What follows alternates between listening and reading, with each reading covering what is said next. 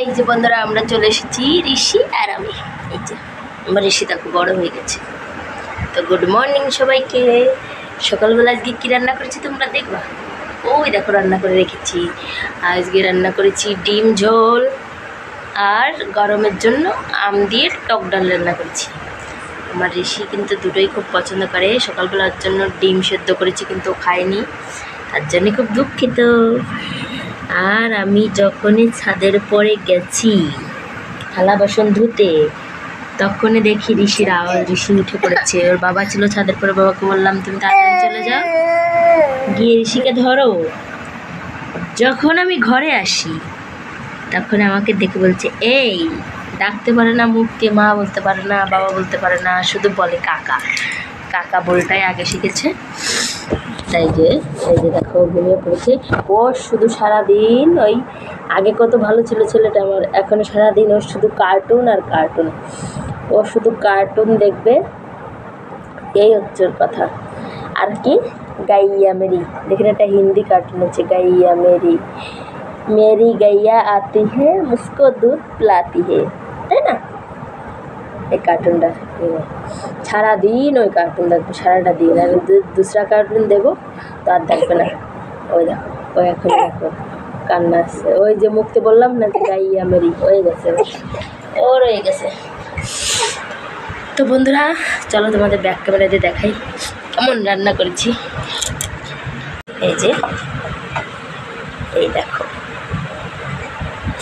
কী হয়েছে কাহিনিটা তোমাদেরকে বলছি আমি। ডিম ঝোলটার কালার দেখেছো কেমন দেখাচ্ছে? তো একেবারে খারাপ হয়নি। আমি গেছিলাম আর কি বাথরুমে, তখন ওর বাবাকে বললাম তুমি ডিম ঝোলটা কড়াই থেকে নামাবা।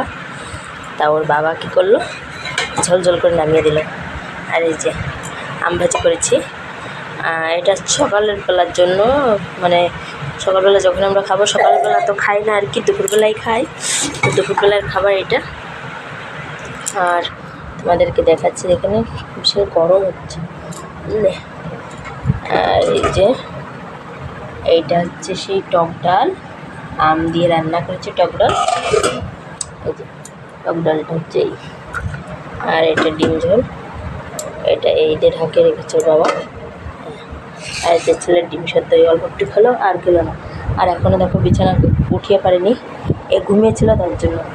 আর ঠাকুরকে এখনও, ঠাকুরের পুজো এখনও করিনি। আমার গাল তোমরা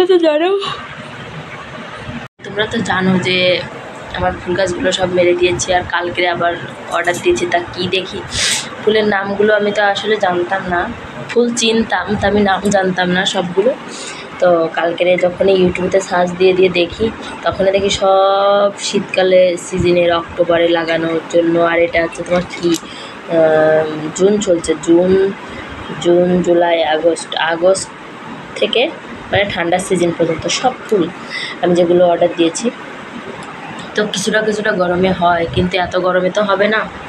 তো আমি ভাবছি রথের দিন যখন আমি তোমার লাইয়ের বীজ, তারপরে কুমড়োর বীজ, ধুন্দুলের বীজ আমি দেবো, বসাবো, তখন আমি কিছু বীজ আমি ফেলবো যেটা আমার ভালো হবে। আর 12 মাসে যে ফুলটা আমার ছিল, এত কদিন ছিল, সেই বীজটাও আমি ফেলবো খুব তাড়াতাড়ি, মানে আজকালকের ভিতরেই ফেলবো। আজকে বিকেলবেলা হয়তো একটা ভিডিও বানাতে পারি।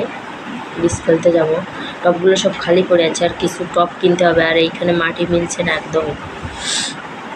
তো বন্ধুরা এই ঘরে কি করি এইটাই তোমাদেরকে দেখালাম আজকে। তো তোমরা সবাই ভালো থাকো, সুস্থ থাকো, যে যেখানে আছো না কেন ভালো থাকো। আর একটা কথা বলি, মানুষ এখনও যেন কেমন করোনার টিকা দেওয়ার পরে না দেশের মানুষগুলো কেমন যেন মারা যাচ্ছে। তো আমি দেশের বাইরে থাকি, দেশে যাইনি, এই 2 বছর হয়ে গেল। তো কি বলবো, অনেক মানুষই মারা গেছে আমি আসার পরে। অনেক মানে নিজের ক্লোজ মানুষগুলো, অনেক মানুষ মারা গেছে। তো কালকে আমার একটা দিদা মারা গেছে, শুনে খুব খারাপ লাগলো। আমি জানতাম না, অবশ্যই 1 সপ্তাহ আগে মারা গেছে। তো করোনার টিকা যখনই দিয়েছিল তখনই আসলে রোগগুলো দেখা যাচ্ছিল না, কোনো কিছু রোগ দেখাচ্ছিল না। আর এখনই কী হয়েছে, করোনার টিকা দেওয়ার পরে এখনই বডিতে রক্ত জমে যাচ্ছে, রক্তটা সঞ্চালন হচ্ছে না, চলাচল করছে না, তার প্যারালাইসিস ধরনের হয়ে যাচ্ছে, অনেক সমস্যা দেখা দিচ্ছে আমাদের দেশে গাড়িচ্ছে। তো বন্ধুরা ভালো থাকো, সুস্থ থাকো, আজকে এই পর্যন্ত। আর ভিডিওটা স্কিপ করবে না তো, ভালো লাগলে লাইক কমেন্ট শেয়ার করবে।